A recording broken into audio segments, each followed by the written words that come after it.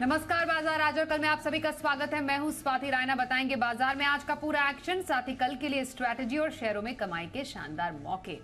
आप भी पूछ सकते हैं हमसे सवाल। नंबर हमारा नोट कर लीजिए 02223001634 या फिर आप हमें 02223001635 पर कॉल कर सकते हैं। फेसबुक पर @ZBusinessOnline, ट्विटर पर @ZBusiness अपने सवाल भेजें #बाजार आज और कल लिखकर। आपकी कल की तैयारी कराएंगे जी बिजनेस के मैनेजिंग एडिटर अनिल सिंह भी, साथ ही एक और खास एक्सपर्ट सुदीप बंदोपाध्याय हमारे साथ हैं। सुदीप सर का स्वागत करते हैं शो में। और सबसे पहले बाजार के आज के कारोबार पर एक नजर डाल देते हैं। तो आज हमने देखा बाजार में शानदार कारोबार हुआ। बाजार की शुरुआत धीमी जरूर थी, शुरुआती कारोबार से ही मुनाफा वसूली का दबाव भी बनने लगा था, मगर दोपहर बाद बाजार में निचले स्तरों से जबरदस्त खरीदारी आई और इस शानदार रिकवरी की बदौलत निफ्टी 60 अंक तो सेंसेक्स 160 अंकों की बढ़त के साथ बंद हुए। बैंक निफ्टी भी 125 अंकों से ज्यादा की बढ़त के साथ बंद हुआ। बैंकों के अलावा आज बाजार को ऑटो, आईटी और मेटल शेयरों से अच्छा सहारा मिला।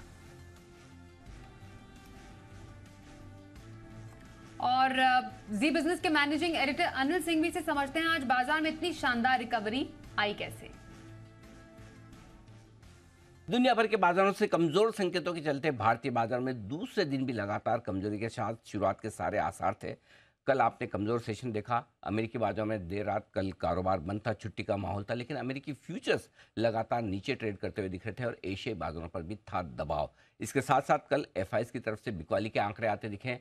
कैश मार्केट में लोकल फंड्स ने भी थोड़ा सा हाथ रोका, तो थोड़ा सा सेंटिमेंट और मूड खराब था और उसके चलते शुरुआत फिर भी भारतीय बाजारों ने ज़्यादा कमजोरी के साथ की नहीं, फ्लैट खुले, लेकिन खुलने के बाद धीमे धीमे धीमे धीमे नीचे फिसलते हुए दिखे और फिसल कर पहुंचे एकदम अपने अहम सपोर्ट लेवल के आसपास। निफ्टी ने 18,660 के आसपास सपोर्ट लिया और बैंक निफ्टी ने 43,350 के आसपास का। और उसके बाद जो मिड सेशन से रिकवरी शुरू होती दिखी, आखिरी आधे घंटे में बाजार ने जबरदस्त छलांग लगाई और बहुत ही बेहतरीन रिकवरी के साथ निफ्टी पर फिर से 18,800 के ऊपर की जो आज क्लोजिंग मिली है वो second best life high closing है, ये आप कह सकते हैं।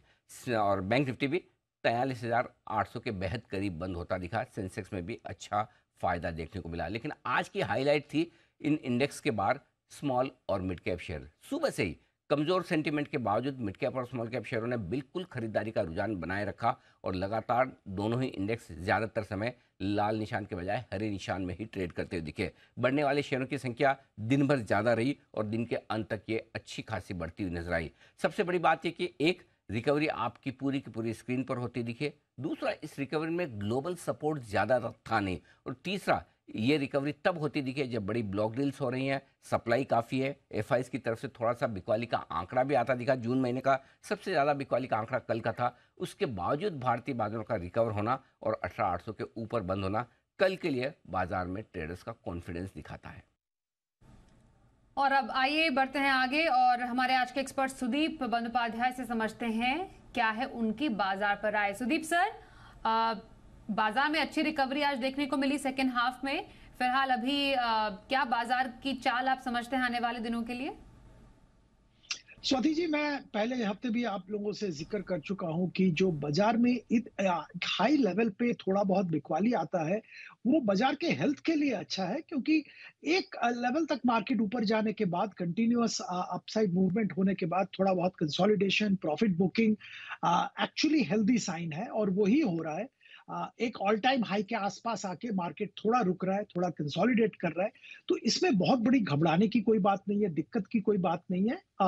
हम लोगों को लगता है कि मार्केट का मूड मोमेंटम बरकरार है, अच्छा है और मार्केट कंटिन्यूअसली ऊपर की तरफ मूव करता रहेगा। बायस क्लियरली पॉजिटिव है। अब कल सुबह क्या होगा, परसों सुबह क्या होगा, ऐसे स्पेसिफिक तो इवेंट और जो मोमेंटम है, जो एफआईआईज का इनफ्लो है उसके ऊपर डिपेंड करेगा। पर अगर आप थोड़ा लंबा 3 महीना, 6 महीना, 12 महीना की बात करें तो डेफिनेटली मार्केट पॉजिटिव मोमेंटम में ही रहेगा और बहुत जल्द हम लोग पिछला जो ऑल टाइम हाई था उसको क्रॉस भी करेंगे। थोड़ा बहुत ऊपर नीचे मार्केट में जरूर होगा। वोलेटिलिटी मार्केट के लिए थोड़ा अच्छा भी है और होना भी चाहिए, पर जो लंबी अवधि के लिए निवेश करना चाहते हैं, जो निवेशित रहना चाहते हैं मार्केट के लिए, उनके लिए बहुत अच्छा माहौल है। कोई दिक्कत की बात नहीं है। सारे जो इंडिकेटर्स हैं मैक्रो माइक्रो पॉजिटिव है। हाँ, डोमेस्टिक का मॉनसून में थोड़ा डिले हो रहा है, उसके लिए थोड़ा बहुत प्लांटेशन साइकिल थोड़ा डिले हो रहा है, थोड़ा शंका है। रूरल डिमांड का रिवाइवल को लेके थोड़ा क्वेश्चन मार्क्स है, पर ये सब होते रहते हैं। ओवरऑल लिक्विडिटी और इंडिया में लिक्विडिटी अट्रैक्ट करने की जो क्षमता है वो बरकरार है और मार्केट ऊपर की तरफ ही जाएगा। ओके, तो रही बाजार पर राय सुदीप सर की। पहले कॉलर इस वक्त हमारे साथ हैं, उनसे जानते हैं सवाल। राजस्थान से कमल शर्मा हमारे साथ हैं। नमस्कार, बताइए कौन सा स्टॉक है आपके पास? Good evening madam. मैम मेरे पास इंडिया बुल्स रियल एस्टेट है, 10,000 क्वांटिटी है। शॉर्ट टर्म का मेरा आप क्या रिव्यू देना चाहेंगे? इसके लिए मेरे को एक्सपर्ट की एडवाइस चाहिए थी। आईबी रियल एस्टेट में काफी भारी भरकम क्वांटिटी के साथ 63 की इनकी बाइंग प्राइस है, 63 रुपए 85 पैसे की आईबी रियल एस्टेट पर। नुकसान भी इन्हें है अपनी इस खरीद पर। सर, शॉर्ट टर्म व्यू जानना चाह रहे हैं। देखिए, मैं यही कहूंगा कि शॉर्ट टर्म में मार्केट का मोमेंटम पॉजिटिव आज भी था। शायद अगला का 1-2 दिन भी पॉजिटिव रहने की संभावना है। उसी अपॉर्चुनिटी में आप यहाँ से एग्जिट ले लेंगे तो बेहतर होगा। और अगर आपको रियल एस्टेट में ही निवेश करना है तो सलाह तो हमारी यही होगी कि आप जो दिग्गज काउंटर्स हैं, ओबेरॉय रियल्टी की बात कर सकते हैं, गोदरेज प्रॉपर्टीज की बात कर सकते हैं, डीएलएफ की बात कर सकते हैं, शोभा की बात कर सकते हैं, यहाँ पे निवेश करिए। मेन स्ट्रीम काउंटर्स में निवेशित रहना बेहतर होगा, यही हमारी राय होगी। तो रियल्टी स्पेस से जो मेन स्ट्रीम स्टॉक्स है उसमें निवेश के मौके आप तलाश सकते हैं। सुदीप जी की आपके लिए राय। आइए अब अगले कॉलर से बात करें। हमारे साथ है बेंगलुरु से अंकित गुप्ता। अंकित जी, स्वागत करते हैं। बताइए कौन सा स्टॉक है आपके पास? हाँ मैडम, मेरे पास टीसीएस के शेयर है 3320 पे और टेक महिंद्रा के 100 शेयर है 1120 पे। कब तक का व्यू है आपका? मैडम 12 मंथ का व्यू है मेरा, 12 मंथ। ओके, 12 मंथ का व्यू आपका टीसीएस और टेक महिंद्रा दोनों ही स्टॉक्स पर है। सर, साल भर के लिए टेक महिंद्रा टीसीएस दोनों ही स्टॉक कैसे लग रहे हैं आपको? देखिए, साल भर का क्योंकि आपका नजरिया साल भर का है, मैं आपको यही सलाह दूंगा कि हड़बड़ा के एग्जिट मत लीजिए। दिक्कतें हैं, दोनों कंपनीज के सामने दिक्कतें हैं। बहुत वोलेटाइल एनवायरनमेंट है आईटी कंपनीज के लिए पर्टिकुलरली। जैसे आपने शायद ट्रैक किया होगा, टीसीएस के कुछ कॉन्ट्रैक्ट्स पिछले दिनों में कैंसिल हो गए हैं, पोस्टपोन हो गए हैं। कुछ 10 साल के कॉन्ट्रैक्ट 8 साल में खत्म कर दिया जा रहा है। तो रेवेन्यू स्ट्रीम, जो एश्योर्ड रेवेन्यू स्ट्रीम है, वहां पे भी कुछ क्वेश्चन मार्क्स आ रहे हैं। और चैट जीपीटी जैसे एआई, आर्टिफिशियल इंटेलिजेंस टेक्नोलॉजी आने के बाद इनको भी बहुत जल्दी अपना मॉडल, अपना सर्विस डिलीवरी चेंज करना पड़ेगा। पर हमारा बिलीफ ये है कि हमारे जो आईटी कंपनीज है, दिग्गज आईटी कंपनीज जैसे टीसीएस, महिंद्रा, टेक महिंद्रा, जहां पे आपने खरीदारी की है, वहां पे ये अडेप्टेबिलिटी अच्छा है और वो जरूर अडॉप्ट करेंगे जो चेंजिंग एनवायरनमेंट के साथ, और उनका performance over a long period of time अच्छा रहेगा। जो आउटसोर्सिंग का रिक्वायरमेंट वो खत्म नहीं हो गया है और उसी का फायदा इंडियन कंपनीज उठाते हैं और वो बेनिफिट बरकरार रहेगा। थोड़ा बहुत 1-2 क्वार्टर टर्बुलेंट रहेगा, पर अगर क्योंकि आपका नजरिया 1 साल का है, हमारी सलाह ये होगी आप निवेशित रहिए, आपको अच्छा रिटर्न मिलेगा over a period of time. बनाए रखे निवेश आपके लिए राय आ रही है टीसीएस पर हमारे आज के एक्सपर्ट की ओर से। प्रयागराज से आशुतोष शर्मा जी से बात करते हैं। नमस्कार, बताइए क्या स्टॉक है आपके पास? नमस्कार मैम, मेरा क्वेश्चन 2 स्टॉक्स को लेके है।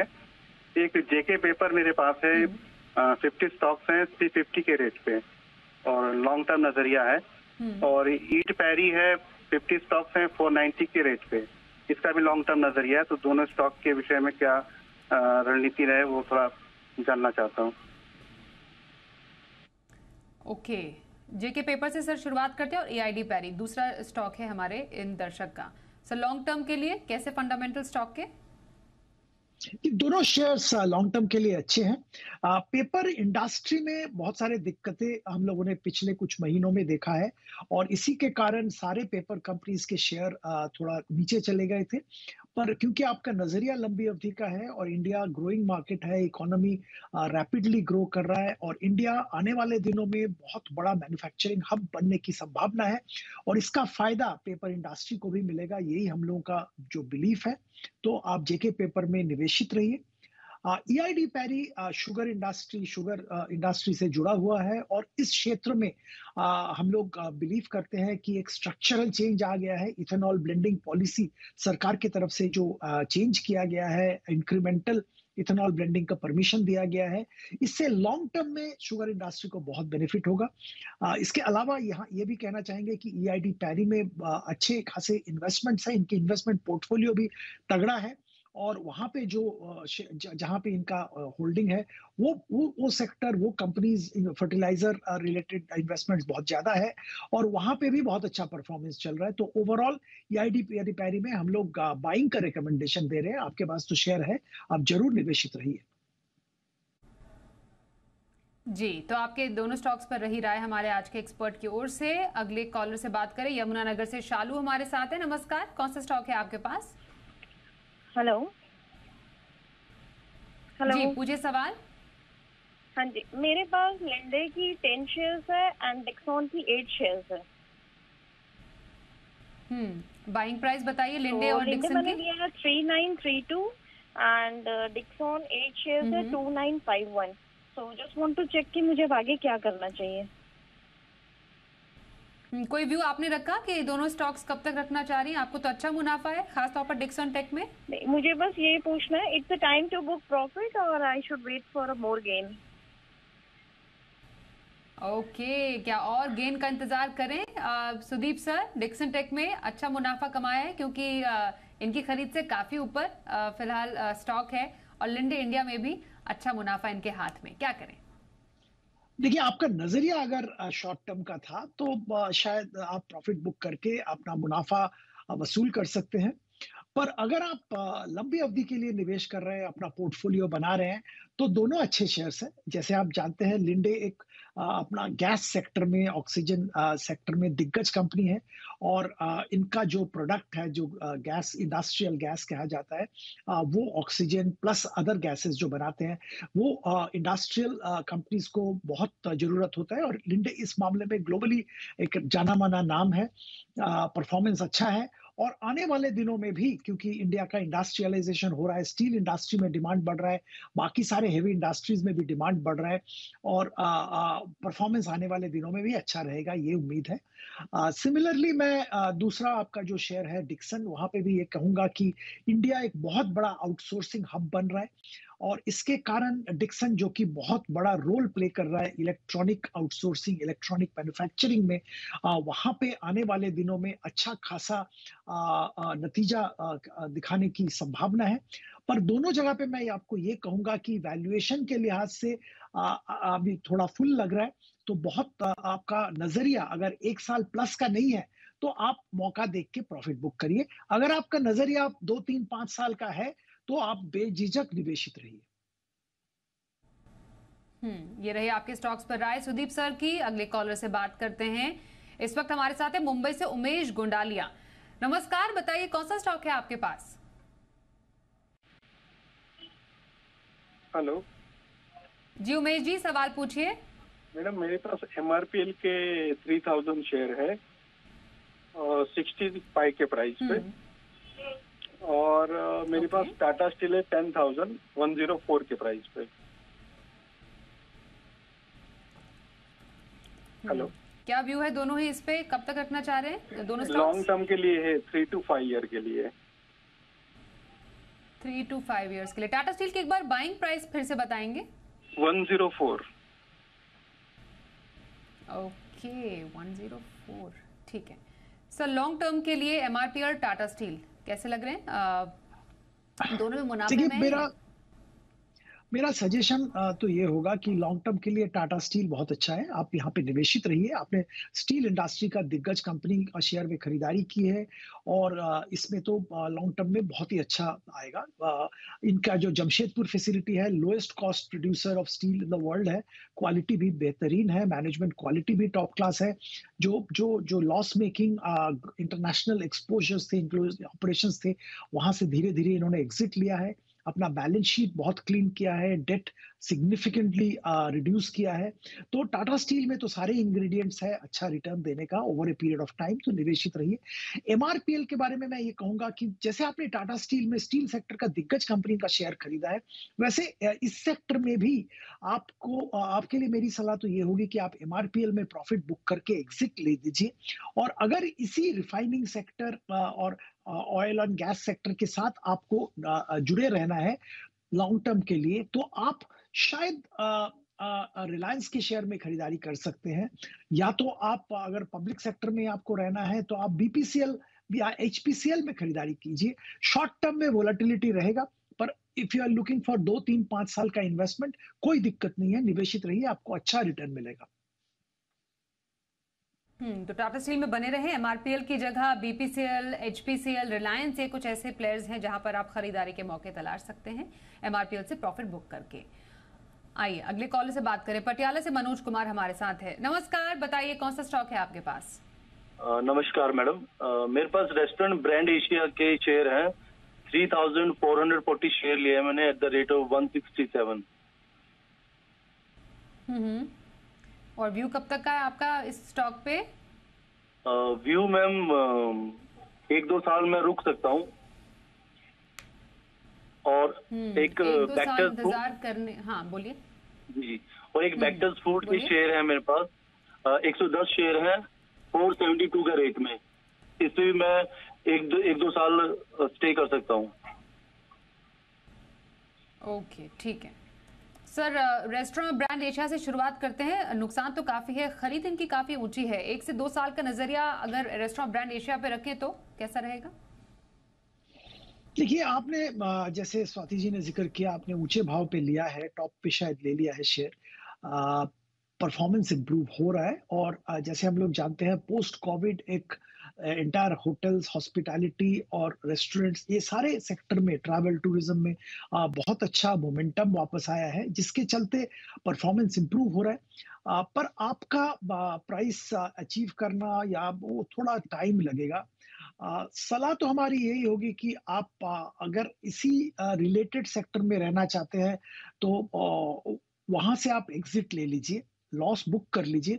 और जो रकम आपको मिलता है वो एफएमसीजी, जो फास्ट मूविंग कंज्यूमर गुड्स, जहाँ पे बहुत अच्छा ट्रैक्शन देखने को मिल रहा है और हम लोग को लगता है कि रूरल डिमांड पिकअप होने के साथ साथ यहाँ पे अच्छा नतीजा मिल सकता है, तो डाबर, एचयूएल जैसे काउंटर में आप निवेश कर सकते हैं।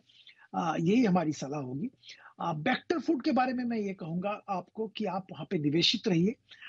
वहाँ पे परफॉर्मेंस इंप्रूव हो रहा है और ओवरऑल कंजम्पशन, एफएमसीजी जिस सेक्टर का मैं अभी जिक्र कर रहा हूँ, वहाँ पे कंजम्पशन बढ़ रहा है, तो उसके चलते आपको बेक्टर फूड्स में अच्छा नतीजा मिलेगा ओवरऑल 1-1.5 साल का अगर आप नजरिया रखेंगे। यहाँ पे कुछ कॉर्पोरेट एक्शन भी देखने को मिल सकता है क्योंकि स्पेस कम्पिटिटिव हो रहा है, उसमें भी आपको फायदा हो सकता है, तो बेक्टर फूड्स पे निवेशित रहिए।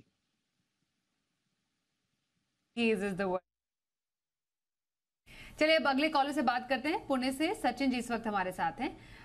नमस्कार, बताइए कौन सा स्टॉक है आपके पास? न्यूजीलैंड के एक 50 शेयर है मैम, 52 के बाइंग पे। सर एक बार फिर से अपना स्टॉक रिपीट कर दीजिए। अशोक लीलैंड। ओके, कितने प्राइस और कितना क्वांटिटी? 52 रुपीज से 50 क्वांटिटी। 52 रुपीज पे? हाँ। कब लिया था आपने? लगभग 3 साल पहले के बाद है, 3-3.5 साल। ओके। हाँ। सुदीप सर, 52 रुपीज की इनकी खरीद है अशोक लीलैंड की 3 साल पहले की, और कब तक का व्यू है आपका?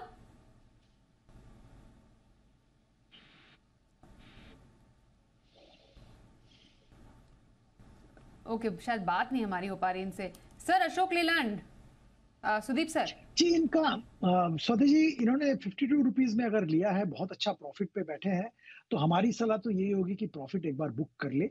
अशोक लेलैंड में जो ग्रोथ उनको मिला है 52 से 165 167 लेवल तक, ये इतना फास्ट, इतना अच्छा ग्रोथ शायद अगला 2-3 साल में नहीं मिलेगा। तो हमारी सलाह तो ये होगी एक बार प्रॉफिट बुक कर ले अशोक लेलैंड में। और अगर रिलेटेड कहीं निवेश करना है तो ऑटो एंसिलरी, जहां पे हम लोगों को बहुत ग्रोथ आने वाले दिनों में दिख रहा है, ईवी आने के चलते यहाँ का ग्रोथ एक्सीलरेट होगा। और हमारे ऑटो एंसिलरी कंपनीज जो है वो ग्लोबल सप्लाई चेन के साथ इंटीग्रेटेड हो रहे हैं, तो वहां पे अच्छा खासा अपॉर्चुनिटी मिलेगा। और वहां पे ऐसे मल्टीप्लायर इफेक्ट मिल सकता है जो कि हमारे ऑटो कंपनीज में इतना जल्दी नहीं मिलने वाला है। कल के बाजार पर क्या रखे खास स्ट्रैटेजी और बाजार के लिए अहम संकेत, समझते हैं अनिल जी से। आज रात 3 दिनों की लंबी छुट्टी के बाद खुलेंगे अमेरिकी बाजार और लगातार पिछले 2 सेशन से अमेरिकी बाजारों के फ्यूचर्स कमजोरी के साथ ही ट्रेड करते दिख रहे हैं। डाउ फ्यूचर्स 130 पॉइंट नीचे ट्रेड करते हुए दिख रहे थे 3:30 बजे, यानी कि अमेरिका में कमजोर सेशन की आशंका तो है ही। इसके विपरीत भारतीय बाजार स्मार्ट रिकवरी दिखाकर दिन की ऊंचाइयों पर जाकर बंद होने में कामयाब रहे। ब्रॉडर मार्केट मजबूत थे। कैश मार्केट के स्टॉक्स में मिड स्मॉल कैप शेयरों में अच्छी खरीदारी। ऐसे में ग्लोबल संकेतों के दम पर शुरुआत तो हम जरूर करेंगे, लेकिन सबसे इंपॉर्टेंट ये होगा कि आज के सेशन में क्या फिर से एफआईज या लोकल फंड्स की तरफ से खरीदारी के आंकड़े लौटते हैं या नहीं, वो देखना इंटरेस्टिंग होगा। सपोर्ट का जहां तक सवाल है 18,660 18,725 कल फिर से आपके लिए मजबूत सपोर्ट का काम करेगा। और ऊपरी स्तरों पर थोड़ी बहुत जो रुकावट वाला मामला है वो 18,875 18,900 के आसपास है, लाइफ टाइम हाई के आसपास। एक बार उसे पार किया तो फिर बाजार खुले नीले आकाश में और तेजी के लिए तैयार होता दिखेगा। बैंक निफ्टी का जहां तक सवाल है नीचे 43,400 43,500 बेहद मजबूत सपोर्ट है और ऊपर में 44,000 44,200 के आसपास भरपूर सप्लाई, और इन सब के बीच में 43,800 के थोड़ा सा नीचे बैंक निफ्टी बंद होता दिखा है। ब्रॉडर मार्केट में कहीं कोई समस्या नहीं। मिड कैप स्मॉल कैप शेयरों में जो खरीदारी का रुझान है वो आगे भी बरकरार रहने की उम्मीद है। तो कल का सेशन बहुत ही इंटरेस्टिंग रहने वाला है, क्योंकि एक दिन तेजी, एक दिन मंदी, एक दिन तेजी, और उसके बाद कल के सेशन में भरपूर एक्शन आपको देखने को मिलेगा। और आइए अब देखते हैं कल का ऑप्शन।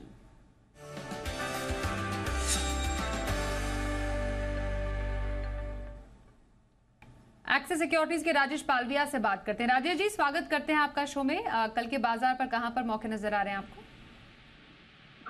Good evening. सो देखिए, आज मार्केट में लोअर साइड से काफी अच्छी रिकवरी देखने को मिली और जिस तरीके से मार्केट वापस 18,800 के ऊपर बंद होते हुए दिखा, ये एक क्लियर डायरेक्शन दिखाता है कि मार्केट अब ऑलरेडी अब न्यू ऑल टाइम हाई की तरफ बढ़ते हुए दिख रहा है। और हमें लगता है मोस्ट लाइकली अगले 1 या 2 ट्रेडिंग सेशन में हमें knew all time high Nifty पे भी बनते हुए दिखेगा। ये मोमेंटम हमें लग रहा है कल के सेशन में भी कंटिन्यू होते हुए दिखेगा। जिस तरीके से लास्ट के हाफ एन आवर में एक शॉर्ट कवरिंग का मूव बना है, तो 18,800 का कॉल ऑप्शन बाय करने की सलाह रहेगी। हमें लगता है कि ये कॉल ऑप्शन जो कि आज क्लोज हुआ 74 रुपीज के आसपास, इसमें जो टारगेट आ सकते हैं कल के सेशन में 130 से लेके 140 तक की अपसाइड इस कॉल ऑप्शन में आते हुए दिख सकती है। और स्टॉप लॉस जो रखना होगा वो करीब होगा 45 रुपीज के आसपास। तो 18,800 का कॉल ऑप्शन बाय करके तेजी करने की ही सलाह है। स्टॉक स्पेसिफिक अगर हम बात करें तो हमें लगता है कि यहाँ पे कल के सेशन में डॉक्टर लाल पैथलैब पे फोकस करना चाहिए। आज काफी बड़ा मूव ऑलरेडी यहाँ पे आते हुए दिखा, लेकिन जिस तरीके के ब्रेकआउट हुए स्टॉक में 200 डे मूविंग एवरेज के ऊपर क्लोज हुआ है, हमें लगता है यहाँ पे मोमेंटम फर्दर एक्सेलरेट होते हुए दिखेगा। कल के सेशन में हम टारगेट एक्सपेक्ट कर रहे हैं इसमें 2300 रुपए से 2320 तक के। स्टॉप लॉस रखना होगा करीब 2165 के आसपास। जी राजेश जी, धन्यवाद करेंगे कल के ऑप्शन स्ट्रैटेजी बताने के लिए। सुदीप सर, अब आपसे लॉन्ग टर्म इन्वेस्टमेंट के लिए स्ट्रैटेजीज। ये 2 शेयर का मैं जिक्र करूंगा। पहला मिड स्मॉल कैप यूनिवर्स से है, दूसरा लार्ज कैप। पहला शेयर टार्सन प्रोडक्ट। ये इंडिया का दिग्गज कंपनी है जो लैब रिलेटेड जो कंज्यूमेबल्स और लैब रिलेटेड प्रोडक्ट्स लैब्स को, सारे लैब्स को सप्लाई करता है। इनका use college, schools, lab testing laboratories, pharmaceutical company हर जगह पे होता है। और यहाँ इनका इंडिया का नंबर 1 है और 40 देशों में एक्सपोर्ट भी करता है। बेहतरीन डिस्ट्रीब्यूशन नेटवर्क है और प्रोडक्ट मिक्स कंटिन्यूअसली इंप्रूव होने के कारण इनका बिजनेस और भी बढ़ रहा है।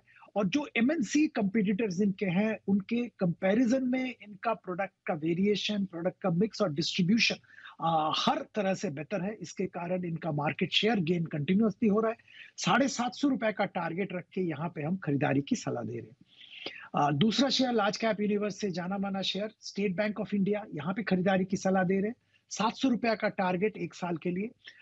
खास बात यह है कि तगड़ा ग्रोथ FY23 में दिखाया है और FY24 में भी मैनेजमेंट की तरफ से ये ऐलान किया गया है कि बहुत ही जबरदस्त ग्रोथ आने वाला है। वो तो दिख रहा है कैसा मोमेंटम है। और इसके साथ साथ इनका जो डिजिटल इनिशिएटिव वहां पे भी बहुत अच्छा कामकाज चल रहा है और उसका भी फायदा बैंक को मिल रहा है। एसेट क्वालिटी कंटिन्यूअसली इंप्रूव हो रहा है और उसके साथ साथ पुराने जो रिटर्न ऑफ एसेट्स है वहां से रिकवरी का भी काम चल रहा है और उस पे भी अच्छे नतीजे आने की संभावना है।